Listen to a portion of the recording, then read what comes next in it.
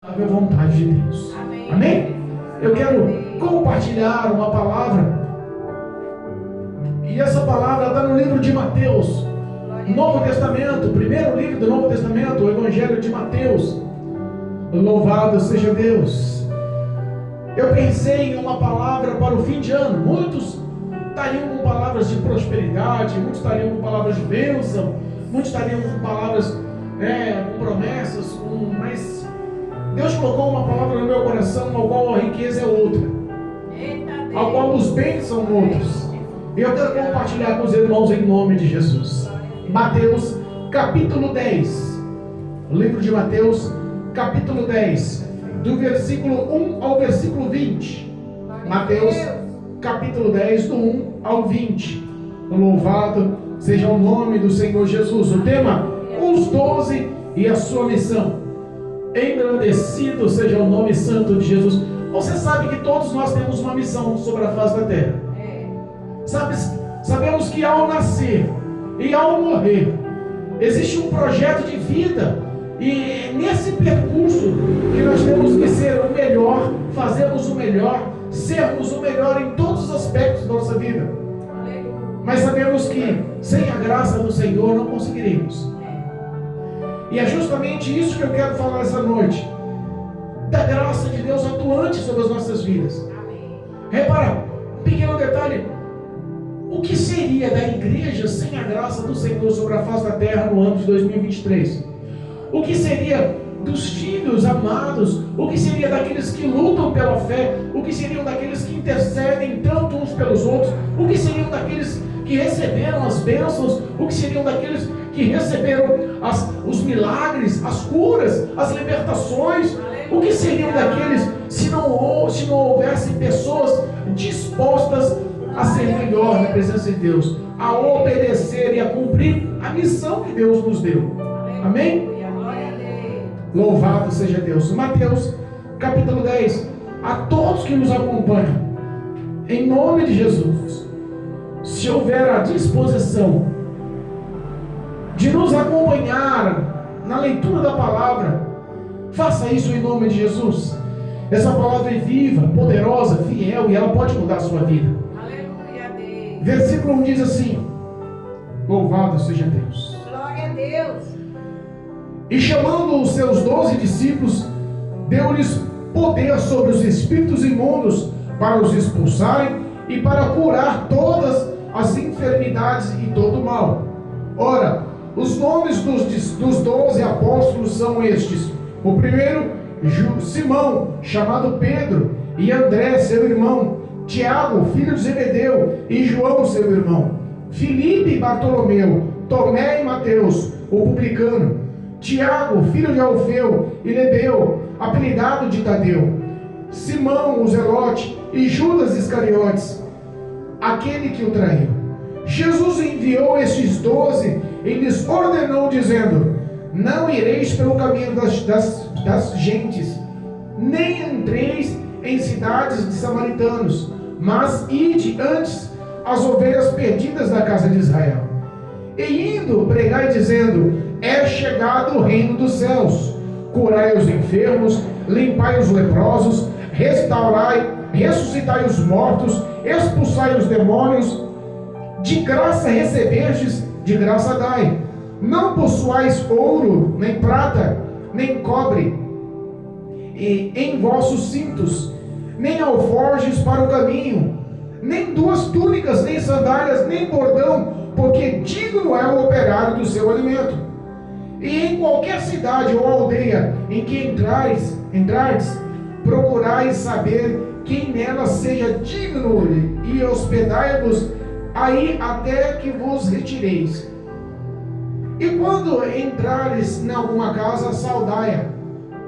E se a casa for digna, desça sobre ela a vossa paz. Mas se não for digna, torne para vós a vossa paz. E se ninguém vos receber, nem escutar as vossas palavras, saindo da casa ou cidade, sacudiu o pó dos vossos pés. Em verdade vos digo que no dia do juízo haverá menos rigor para o país de Sodoma e Gomorra do que para aquela cidade. Eis que vos envio como ovelhas no meio de lobos.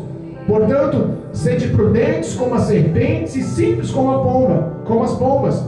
Acautelai-vos, porém, dos homens, porque eles vos entregarão aos sinédrios e vos açoitarão nas sinagogas. E sereis até conduzidos à presença dos governantes e dos reis por causa de mim, para lhes servir de testemunho, e eles e os gentios.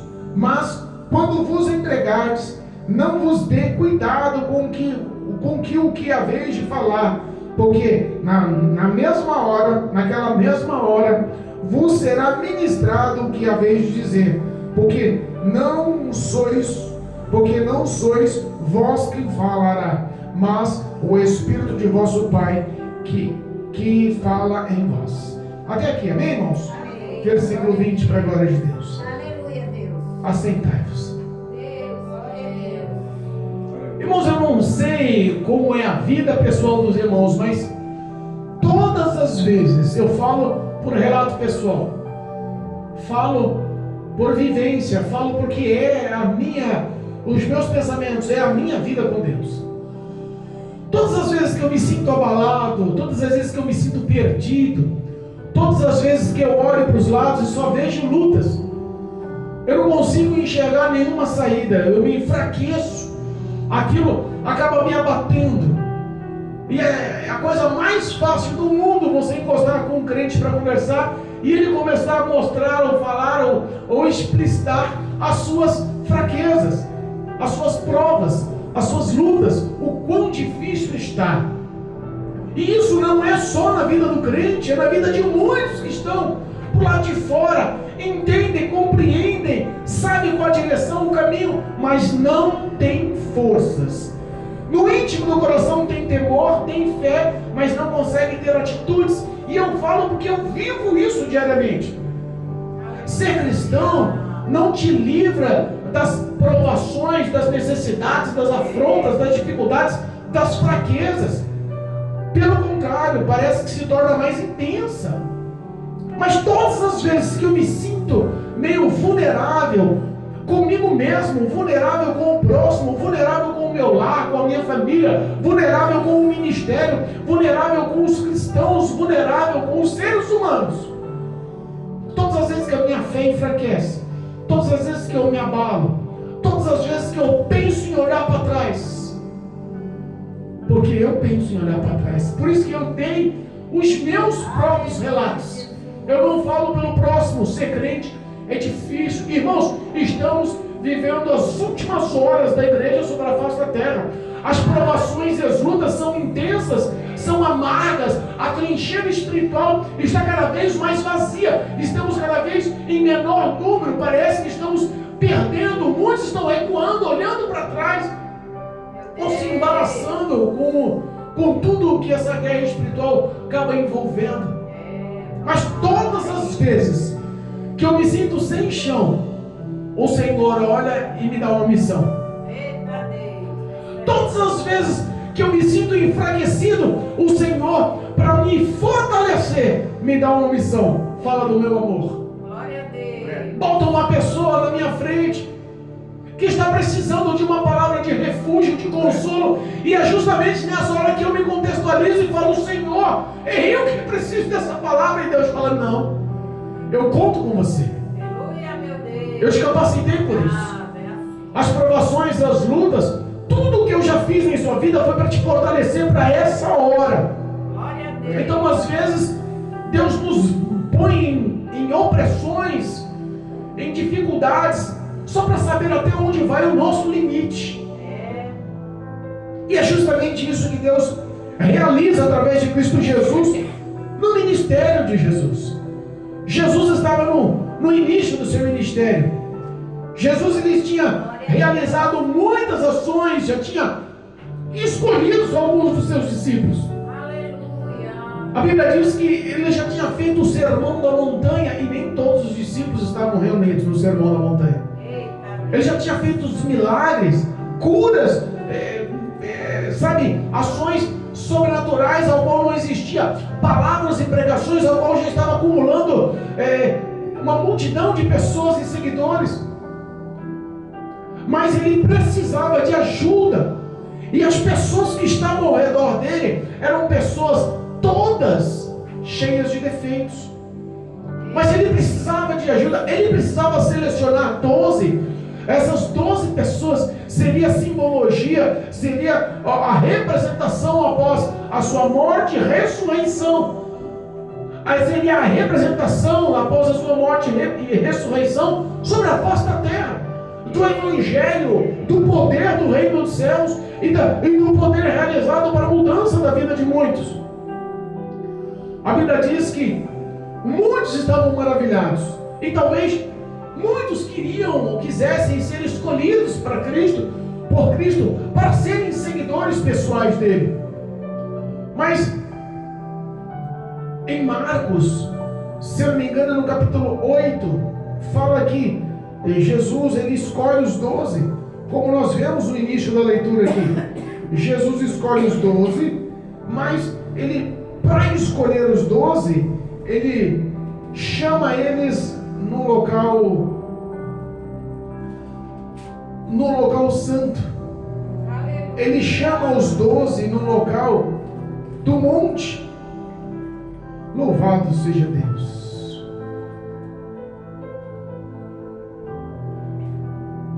Engrandecido seja o nome de Jesus. Ele chama as pessoas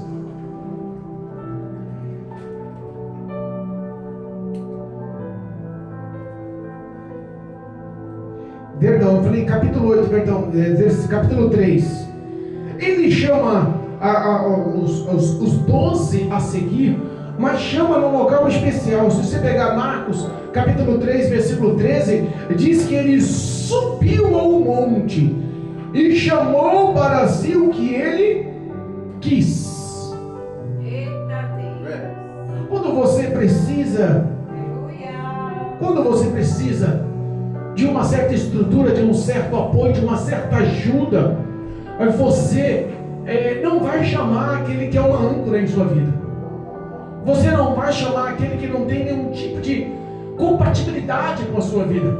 Você não vai chamar uma pessoa que, em vez de te ajudar, ela vai te criticar, ela não vai te apoiar, ela vai acabar te contradizendo, ela vai fazer a sua moral baixar, a tua autoestima baixar. Geralmente você procura uma pessoa que seja maior ou melhor, ou no mínimo no mesmo nível intelectual, no mesmo nível, sabe, espiritual. Você vai procurar uma pessoa que tenha capacitação para ajudar.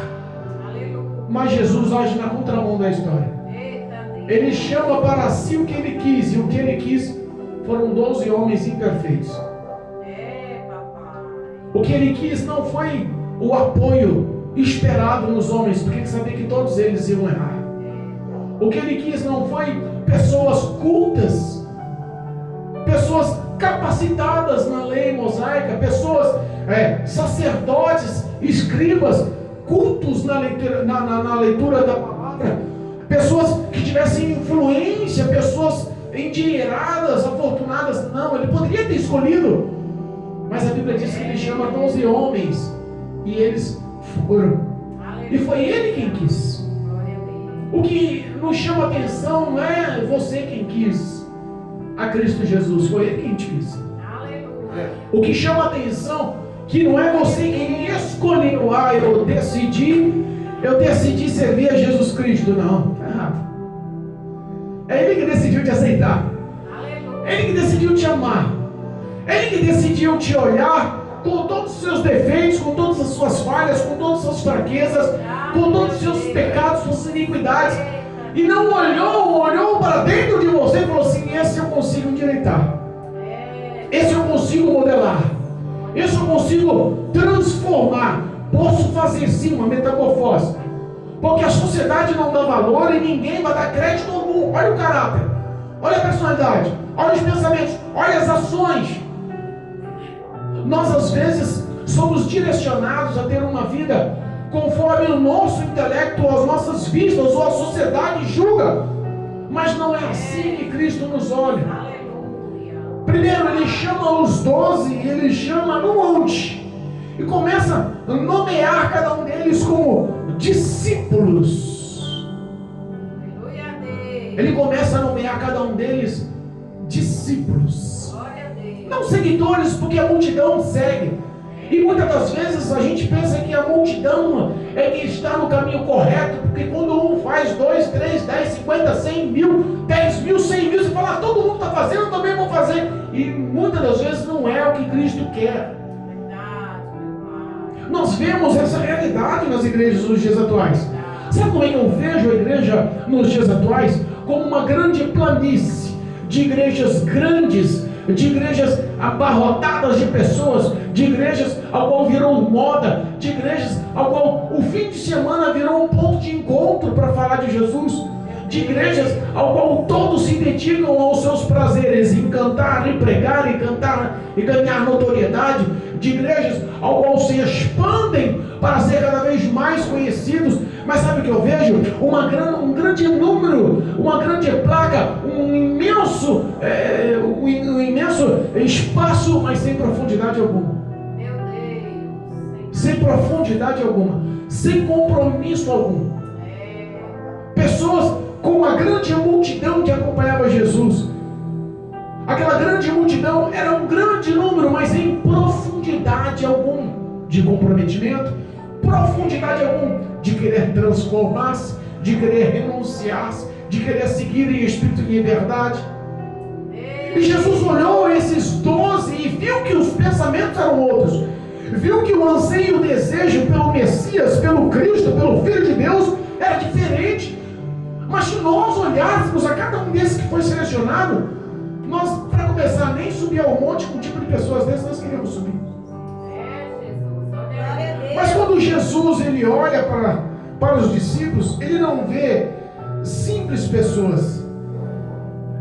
Ele vê pessoas capacitadas. Porque ele conhece o meu e o teu presente, mas também conhece o meu e o teu futuro. Ele não errou na escolha. Ele não errou no chamado. Ele não errou na seleção. Às vezes nós olhamos e falamos, quem somos nós para cumprir tal missão? E quando nós falamos em cumprir missão, quando nós falamos em ter uma intimidade, em ter um projeto estabelecido, concretizado, ou estar concretizando para crescimento espiritual, nós vemos que o último dia do ano é um marco para isso. Projetos, sonhos, pensamentos. Quantas pessoas no fim do ano têm esse tipo de pensamentos? Daqui a pouco vai começar a queima de fogos. 2, 3 horas antes começa fogos aqui, fogos ali. Aquelas bombinhas, aqueles morteiros, aqueles treme-terra, aqueles fogos brilhantes, jogos de luzes. E de repente, faltando uma meia hora para meia-noite, começa um mar de pessoas invadindo as ruas, andando de casa em casa, saudando, festejando, com roupas novas, mulheres com roupas atraentes, homens com roupas caras, pessoas tentando se seduzir, tentando se iludir. E nós vemos abraços e beijos e risos sem domínio, risos sem controle, uma alegria que parece a maior alegria do planeta sobre a vida dele. Meu Deus. E muitas promessas surgem. Surgem ou não surgem? Esse ano eu não consegui, mas ano que vem. Esse ano não deu, mas ano que vem. Meu Deus. Eu vou fazer. O projeto vai crescer. Eu vou dar início. Eu vou começar. Eu vou começar acumulando. Eu vou botar a mão na massa. Quantos sonhos, quantas coisas, quantas pessoas conseguem imaginar a sua caminhada e os seus percursos achando vitórias em si? E Deus tem projetos diferentes para nós. 99% das pessoas hoje só tem visão no dia da virada do ano em visões de bens materiais, em visões de conquistas materiais, conquistas e prazeres pessoais. Quando nós vemos as felicitações, quais são as felicitações? Desejo saúde, desejo paz, desejo prosperidade, conquistas, bens. É o que todos realizam. É um projeto de todos. Este ano eu vou comprar um carro novo. Este ano eu vou arrumar uma esposa. Este ano eu vou trocar de apartamento. Este ano eu vou ser promovido, vou lutar, vou fazer aquele curso. Quantos projetos?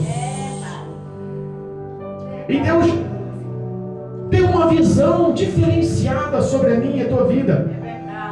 Ele quer que os projetos e sonhos nossos não sejam projetos e sonhos de transformação e mudança do lado externo, mas sim de uma transformação e mudança do lado interno da vida do homem. Aleluia. Porque não adianta ser próspero e ter saúde, não adianta eu comprar, conquistar, evoluir, ter carros, casas, empresas, e todo tipo de prazeres, mulheres, viagens, todo tipo de conquistas, se no íntimo do meu coração está vazio de paz. Meu Deus. O dinheiro não te traz a paz. A saúde não te traz a paz. As suas conquistas não te traz paz. Meu Deus. Cristo, ele tinha uma missão ali. A missão era que todos esses 12 selecionados, escolhidos a dedos, é ele quem quis. Aleluia. É ele quem chamou. Repare, se nós pegarmos chamamos Marcos capítulo 8, agora sim é Marcos 8, se eu não me engano. Louvado seja Deus.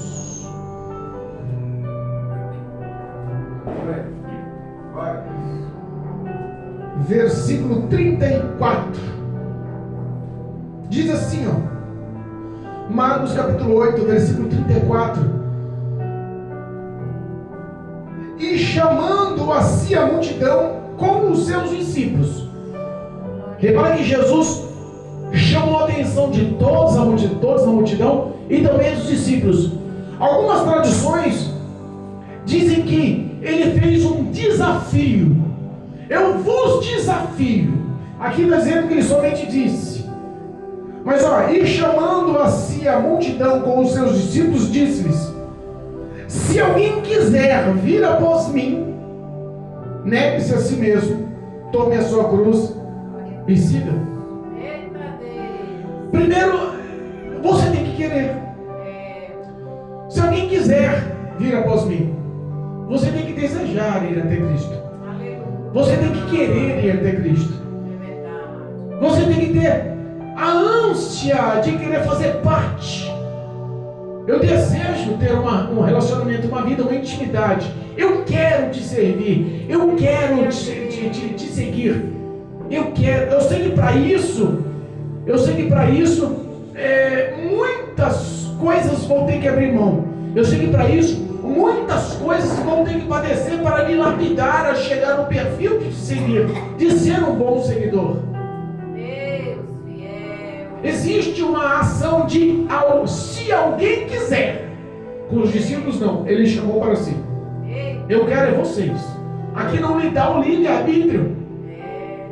Porque existem os chamados, mas existem os escolhidos. Existem os escolhidos. E Jesus chamou eles como escolhidos. E se nós pegarmos a seleção de cada um dos nomes, nós vamos entender que não era tão simples como a gente pensava. Todos eles tinham pensamentos e ações que diferenciavam. Eram pessoas naturais, normais, humanas, que olham os 12 discípulos ou apóstolos de Jesus, poderiam achar que eles eram especiais, mas não. Eles eram que nem a Maria do Carmo. Eles eram que nem o Marcelo. Que nem a Dalvinha, tadinha. Toda vez que ela vem aqui, ela vem com uma alegria e a vida está cheia de problema. Que nem o nosso amigo Odair. Cheio de sonhos e projetos, com tantos desafios, com tantas provações. Eram iguais. Eles não tinham diferenciação de nós. E não eram iguais somente nas provas e nas lutas, também nos defeitos e nos pecados. Mas a Bíblia diz que ele chamou os 12 para si. E quando ele chamou os 12 para si, Ele deu-nos poder. Aleluia. Senhor. Você sabe que você já tem poder sobre a sua vida. Ele deu poder sobre cada um deles. Você já tem esse poder nas suas mãos. A missão que nós temos é de um 2024 cheio de poder. Porque já nos foi dado. Já nós fomos escolhidos. Nós já fomos queridos e aprovados por tanto que sofremos. Porque Cristo nos prova como prova o óleo e o fogo para arrancar toda a impureza, a ponto de nos deixar aptos para nos dar as missões, confiando que iremos cumprir as missões. Aleluia. Primeiro Ele deu poder sobre os discípulos. Olha, eu vou os mandar em todas as cidades. Sabe quantas cidades tinha em volta na saída de Cafarnaum? Tinha em torno de 204 cidades. 12 homens, 6 duplas. De 2 em 2 Ele mandou. Qual foi o significado?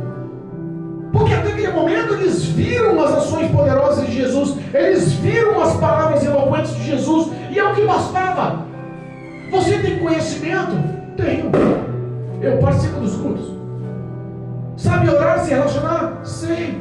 Eu me relaciono porque eu tenho uma vida, uma carga espiritual de anos na igreja. Você sabe o que representa o poder da palavra? Sei. Porque eu tenho uma vida de leitura, uma vida de oração. Então você tem tudo o que precisa para cumprir a sua missão. Eles tinham o que Jesus lhe mostrou como ação de vida. A sua vida é um livro para muitos. É por isso que eu insisto em dizer, quando Deus lhe bota uma missão nas mãos, não desista, porque se você desistir, muitos que estão espelhando-se em você podem parar também. Meu Deus. Aqueles 12 tinham todos os tipos de dificuldades, e as principais dificuldades não tinham comunhão com os outros. Dentro da casa do Pai não é igual? Os nossos maiores inimigos estão lá fora ou aqui dentro? Repara que aqueles 12 tinham pessoas difíceis. Pedro, por exemplo, homem explosivo, bruto, irado, o negócio era resolver na mão. Não pensava 2 vezes, pescador meio rústico. Nós tínhamos João, o apóstolo do amor. Mas você sabe quando uma pessoa é muito boazinha, muito boazinha, muito boazinha, muito amorosa, muito amorosa, muito amorosa, um dia que ela tem dia de leão, segura. É pior do que o valentão aí fora. E João era bipolar. Ele era uma pessoa amável para com todos que ele conhecia, mas quando ele batia, subia nas tamancas e segurava. Tinham pessoas cheias de defeitos, e os defeitos eram conhecidos por todos como Mateus, cobrador de impostos, era o principal e um dos maiores inimigos entre os 12. Mateus, inimigo de todos os judeus, ninguém queria ele por perto. Mateus era um dos homens mais cultos entre os 12, era um dos homens mais estudados, era um dos mais formados, era o mais rico financeiramente entre todos. Ele abriu mão de tudo. Quando Jesus parou e falou assim: Mateus, Levi, siga-me. Aleluia, meu Pai. A missão foi dada. A Bíblia diz que ele deu poder para pessoas incapacitadas. Olha aí. Incapacitadas. Se nós pegarmos Simão o Zelote, quem sabe o que representa a palavra Zelote? Zelote era uma espécie de um pessoal que fazia rebeliões, formavam grupos de tirania para atuar e formar lutas e guerras contra os romanos, a fim de derrubar o Império Romano de Jerusalém. Eram tidos como inimigos dos judeus, porque não aprovavam aquele padrão de violência, e inimigos dos romanos. Eles não eram aceitos, pois Jesus fez a espada de Zelote ir ao chão quando ele se encontrou com o amor verdadeiro de Cristo. Pessoas que não tinham méritos algum, Cristo chamou e deu poder a cada um deles. Glória a Deus. Poder de expulsar demônios, poder de levar o reino de Deus e poder de levar cura a todas as enfermidades, livrar dos males, livrar o homem dos males. Pastor, mas deu poder a eles, mas eu não tenho nada. Tem. Você, quando aceitou a Cristo Jesus como seu único e suficiente Salvador, a sua vida foi declarada aos homens na terra e foi declarada ao Pai nos céus, aos anjos no céu. A Bíblia nos ensina que nós recebemos o Espírito Santo de Deus. E não há coisa mais preciosa na vida do homem do que ter a presença do Espírito Santo de Deus regendo os seus passos. Quando o homem vive uma vida cheia do Espírito Santo de Deus, ele começa a realmente realizar as missões com tudo que Jesus falou aqui. Expulsando demônios, curando os enfermos, sanando o mal, levando o poder do reino e da palavra. Pegou pessoas e as instruíram. Se nós pegarmos qual vai ser a sua missão para o ano de 2024, porque o ano de 2023 não leva-se mais em consideração, é passado, passado vira história, não dá para mudar a tua realidade. O teu presente é agora, é a tua consciência de ter uma ação que honre, ter testemunho que honre, ter ações que honrem o nome e o poder da palavra de Deus. Mas o teu futuro realmente depende de Deus para que tudo se concretize. E eu lhe pergunto, quais são os seus projetos, quais são os seus sonhos, quais são os seus votos para o início de 2024 que se enquadre dentro dessa missão que Cristo deu na mão dos 12 apóstolos. Eita, Jesus. Antes de virar o ano, vocês, estou falando para a igreja, eu estou falando para os lavados e remidos do sangue do Cordeiro, eu estou falando para aqueles que têm vida de oração, eu estou falando para aqueles que têm vida ministerial, eu estou falando para aqueles que têm uma vida de prática da palavra, eu estou falando para a vida dos salvos, para aqueles que têm o nome escrito no livro da vida. Vocês, quais são os projetos que vocês têm em levar o reino de Deus, expulsando demônios, curando enfermos e livrando as pessoas do mal? Talvez o projeto do carro importado não consiga realizar isso. Talvez o projeto daquela viagem para conhecer a Torre Eiffel em Paris, ou para conhecer o Grand Canyon nos Estados Unidos, ou aquele projeto para tomar aquele café na Itália, ou tomar banho na Grécia, naqueles lagos. Talvez esses projetos não se enquadrem dentro do que Cristo nos deu por obrigação, levar o Evangelho. Ele deu orientação quando deu as missões. Ele chamou de 2 em 2 e, para começar, ele uniu as pessoas que mais se odiavam. Ele uniu desses 12, de 2 em 2, 6 duplas, uniu as pessoas que menos tinham relacionamento uns com os outros. Quem queria andar com Mateus? Publicano, cobrador de impostos. Quem queria estar andando lado a lado falando: esse é meu irmão em Cristo, eu amo ele, nós estamos aqui para anunciar o reino de Jesus Cristo, o Messias, o Filho de Deus, que veio trazer salvação aos homens.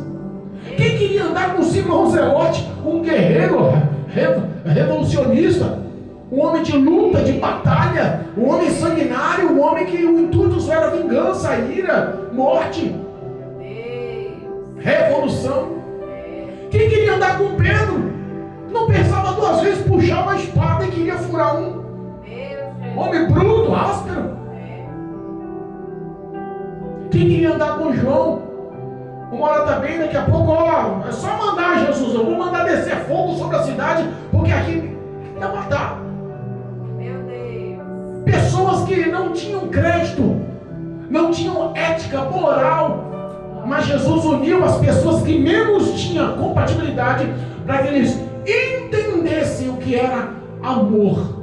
Sabe como eles entenderam o que era amor? Na prática da missão do Evangelho. Olha aí, Jesus. Você só consegue adquirir amor ao teu próximo quando você pratica o poder desse evangelho. Ele instruiu, e as instruções que ele deu para essas 6 duplas, para cada um dos seus discípulos, dos seus apóstolos, é a mesma instrução que a gente pode pegar espiritualmente para 2024, por que não? É verdade. Pense que no último dia de 2023, Jesus Cristo na virada chama você para si, lhe dá poder para expulsar demônios, lhe dá poder para curar enfermos, lhe dá poder para libertar as pessoas das trevas do mal, libertar os cativos, libertar os que estão algemados, encarcerados, transformar a vida, levar paz às famílias, libertação dos vícios, cura os enfermos, entrar em hospitais, entrar em presídios, mudar a vida das pessoas. Deus, na virada do ano, pensa que Ele chama você, te capacita com toda essa unção, Ele dá instruções. Em 2024, nesses 12 meses, a cada mês, a cada ação, a cada situação, eu vou estar do seu lado. Glória a Deus. Então aprenda a ouvir a minha voz, Glória a Deus. a ter uma transformação na tua mente, no teu caráter, no teu intelecto, para ter sensibilidade no ouvido, para saber que a voz de Deus te instrui, para que você saiba qual seja a boa, perfeita e agradável vontade do Senhor. Glória a Deus. Ele instruiu os discípulos e disse: olha só, para começar,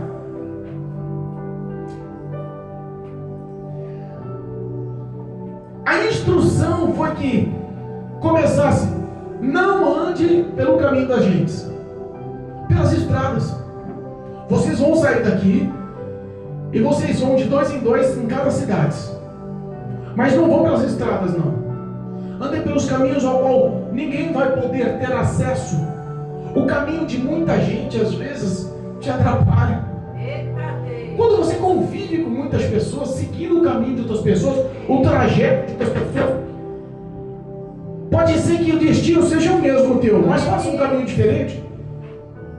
Pode ser que o intuito da pessoa seja bom, mas os hábitos não são bons e pode te influenciar. A Bíblia nos ensina que as más conversações corrompem os bons costumes. Começa a primeira instrução: desvie os seus caminhos das pessoas, não ande pelos caminhos da gente. Não entre no caminho da cidade dos samaritanos. Eita Deus. Qual é a cidade samaritana que você tem posto seu pé? Meu Deus. Qual é a roda de pessoa que está te instruindo à cidade de pecadores, ao caminho de pecadores, a sentar em roda de pecadores, ao auxílio de pecadores, de zombadores? Porque hoje, infelizmente, nós vivemos um mundo decadente, não somente fora da igreja, mas infelizmente dentro da igreja. Meu Deus. É verdade. Veja onde você vai e com quem você vai. Cristo está te orientando: não ande, não dê preferência, se isole desse tipo de pessoa, afasta-se desse tipo de pessoa. Dê preferência às minhas ovelhas, dê preferência aos perdidos de Israel. Olha aí, Jesus. Procure os desviados, os enfraquecidos, procure os necessitados. Aleluia. Quando ele instrui, ele especifica: procure aquele que ainda tem temor, aquele que ainda tem fé. Aleluia. Porque existe sim um homem feito para o dia do juízo final. A Bíblia diz que Deus fez o ímpio por dia mal. Glória a Deus. Tais pessoas, isso é que nem prova de matemática. Lembra as provas de matemática?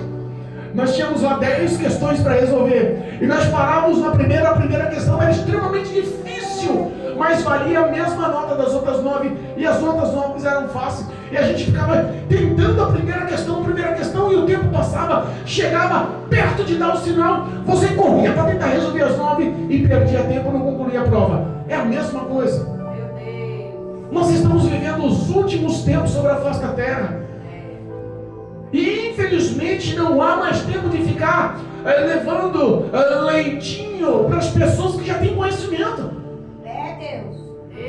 Se não é, meu filho. Jesus Cristo não é fruta barata de fim de feira. Pega porque vai estragar, pega porque faz um bom preço, leva para casa, faz suco. Meu Deus. Jesus é importantíssimo sobre a história da humanidade. Ele se doou na cruz do Calvário para anunciar o preço da nossa alma. Que daria um homem em troca da sua alma? Qual é o preço, o valor? Porque tem gente instituindo valores. De tais pessoas, desviem-se. Quando entrarem nas cidades, quando você sair nas missões, quando você estiver na sua rotina, mas o Espírito Santo falar para você, é agora, é essa pessoa. Já aconteceu lá no metrô? Já aconteceu na casa dos clientes? Já aconteceu indo comprar um pão? Já aconteceu na rotina diária? São esses que Jesus fala, olha, quando entrares na cidade, ou entrares nas casas das pessoas, veja quem são os dignos. Vejam quem são os tementes. Porque tem pessoa que o coração está tão calcificado, tão petrificado, tão duro, que pode ter todo o conhecimento do mundo, mas ele serve de pedra de tropeço para você. E em vez de ele ter um coração quebrantado, a palavra já foi arrebatada pela ave no caminho. Ou a palavra está crescendo em meio a pedregais, ou em meio de espinhos, sufocando. Nós estamos vivendo os últimos momentos da face da terra. Aquele que crê em Jesus Cristo será salvo, aquele que não crê já está condenado, e ponto. Quem disse não foi eu, quem disse foi o próprio Jesus. Aleluia. Não dá para você mudar a ideologia, porque se você malhar muito sobre a vida de outros podem estar morrendo ao teu lado. Jesus Cristo está para arrebatar a igreja sobre a face da terra. Não dá para você minimizar toda a história da sua vida para ganhar uma alma. Aquele que for digno, você dê atenção. Aquele que for digno, você entra na casa dele, repouse, durma, hospede-se na casa dele. E quando você entrar na casa dele, você deposite o que eu te dei: paz. Se ele for digno, essa paz muda a vida dele, essa paz transforma a vida dele, essa paz restaura a vida dele, essa paz liberta a vida dele, essa paz muda a história da família dele. Se ele não for digno, se for hipócrita, mentiroso, se está tratando com você de um jeito, mas o coração está te repugnando, não se preocupe, essa paz que você mandou volta para ti. Eita Deus. 2024 vai ter muito mais ações repugnantes do que pensamos. Meu Deus. Há 50, 40, 50 anos atrás, o prazer de se pregar o Evangelho e o prazer de quem ouvia o Evangelho era diferente dos dias de hoje. É verdade. Hoje ninguém mais quer ter compromisso em ter prazer em anunciar o Evangelho. E as pessoas que estão para ouvir, mesmo na igreja, também não querem mais ter prazer em ouvir o Evangelho. Meu Deus. Se não me agradar, eu pulo, mudo de igreja. É assim mesmo. Se a palavra não for condizente, eu vou procurar outro pastor. Se o ministério não for minha cara, eu vou procurar outro ministério. É desse jeito. Esse tipo de pessoas está dizendo, olha, aqueles que não aceitarem a pregação, as novidades do reino, aqueles que não aceitarem o poder do Evangelho, aqueles que não vos receberem, não aceitarem as suas pregações, saia da casa, saia até da cidade e sacode até a poeira dos seus pés. Aleluia. Deus poderoso. A nossa política está induzindo a população, a sociedade brasileira ao comunismo. Meu Deus. Uma revolução está acontecendo na nossa nação que nós não vemos. Meu Deus. Passeatas para Satanás.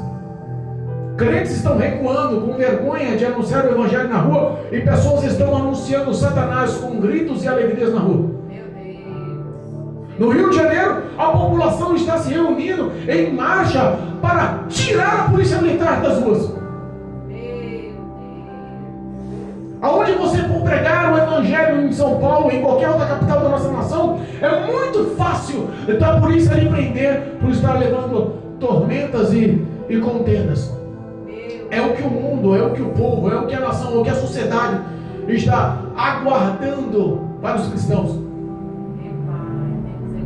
Nas escolas, eu vi um relato de uma menina na escola, tinha uma aula de história dentro da sua mochila.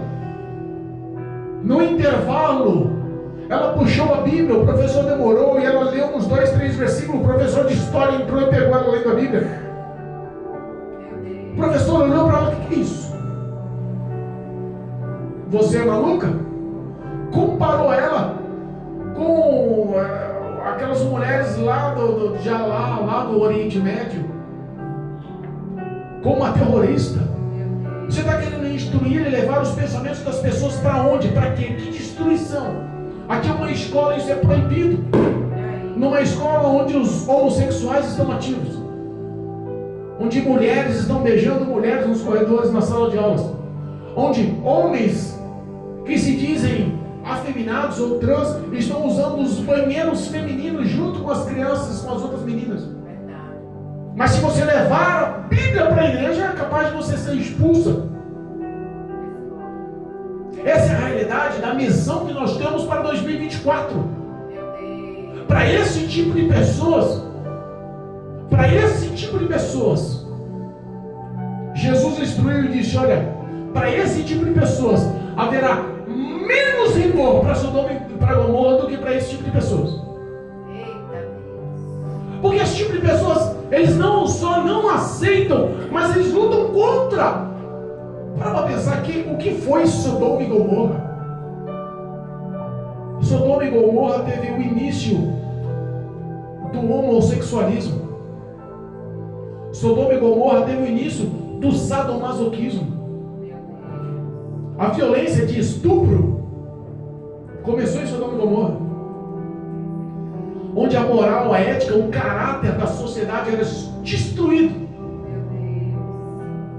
onde os prazeres carnais dominavam e pessoas invadiam as casas e violentavam sem nenhum escrúpulo. E Deus está dizendo, Jesus está dizendo, para esse tipo de pessoa, o rigor no dia do juízo final será muito maior do que para Sodoma e para Gomorra. Porque muitas das vezes nós não entendemos, mas Sodoma e Gomorra não teve tanta sensibilidade e não teve tantos que pregaram e anunciaram o poder da palavra naquelas cidades. Foi escasso a informação. Poderiam ter dado ouvido, poderiam ter dado espaço, ter dado legalidade para Jesus, para o poder da palavra, para que homens anunciassem, transformassem. Poderia. Tinha homens ali que estavam andando com Abraão, sobrinho Ló, juiz, culto, formado. Tinha o temor, porque aprendeu do tio. Poderia ter entrado ali e mudado a história. Aquela população poderia ter temor no coração. Mesmo assim não deram crédito. E a Bíblia está dizendo que para os dias atuais,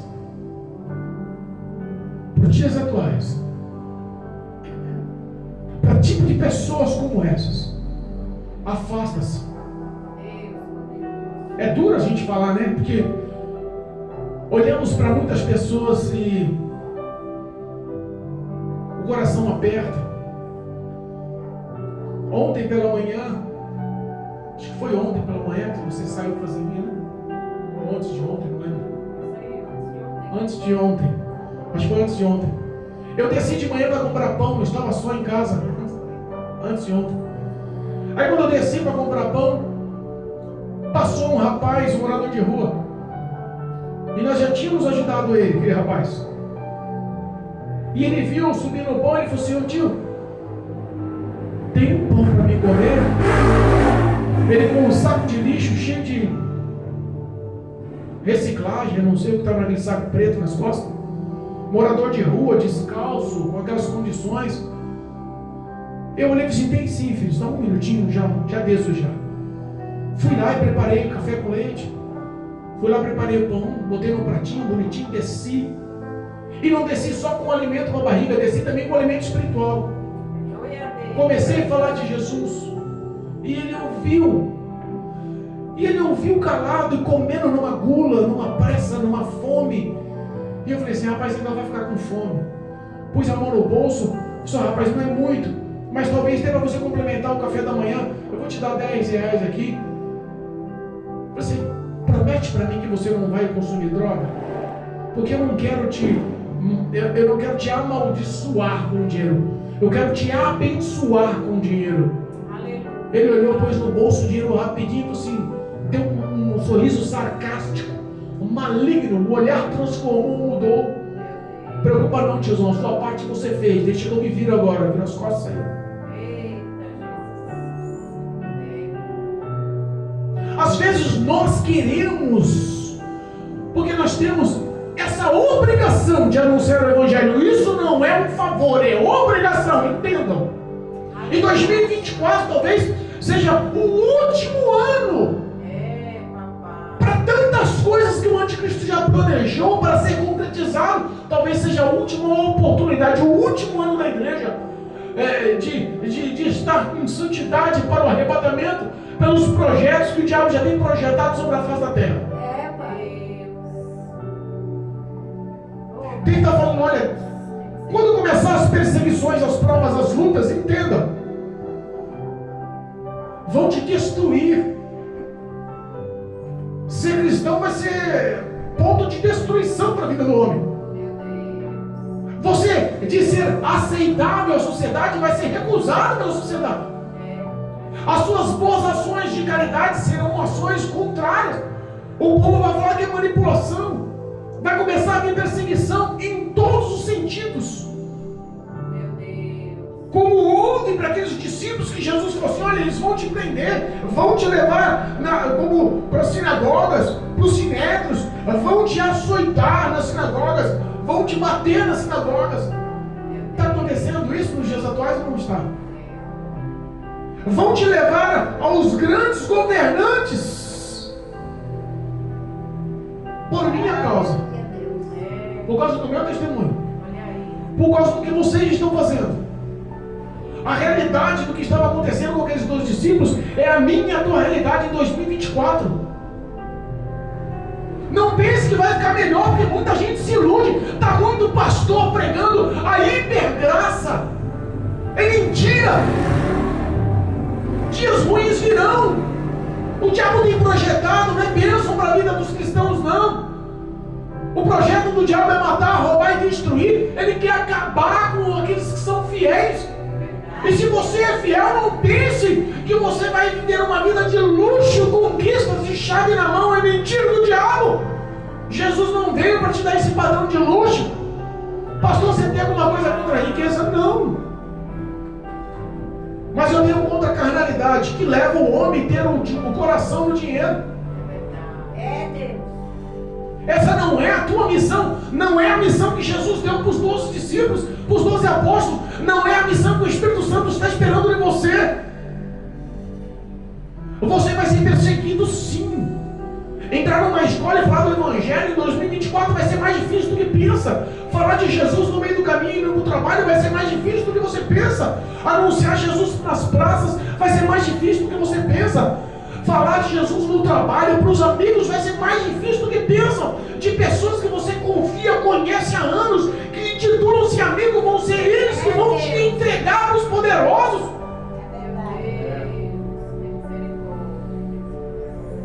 Mas Jesus disse: olha, nessas situações não vos perturbeis. Porque quando forem vos acusar, lembre-se que as palavras que saíram das vossas bocas não são vossas, mas são do Espírito Santo que vos capacitará. Aleluia. Glória a Deus. Obrigado. Jesus mostra que em todas as situações que vamos viver, irmãos, em Deus está levantando tanto profeta, tanta profetisa, anunciando através de visões, de sonhos, de revelações, que em 2024 Deus vai desmascarar muito homem nas igrejas. Deus em 2024 vai tirar muitos pastores de grandes ministérios, muitos cantores famosos vão ser desmascarados.